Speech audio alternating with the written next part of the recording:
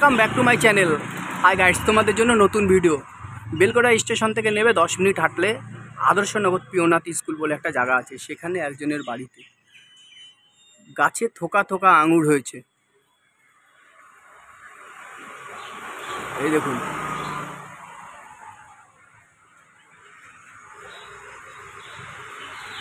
গাছে থোকা থোকা আঙুর হয়েছে।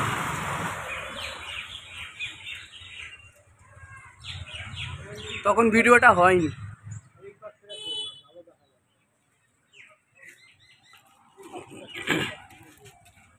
এই দেখুন গাইডস, এটা টোটালি আঙুর ফলের গাছ।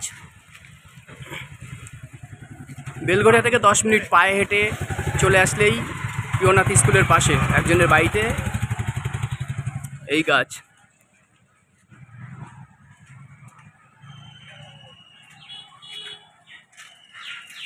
এই দেখুন, আঙুরগুলো থোকা থোকা হয়ে রয়েছে।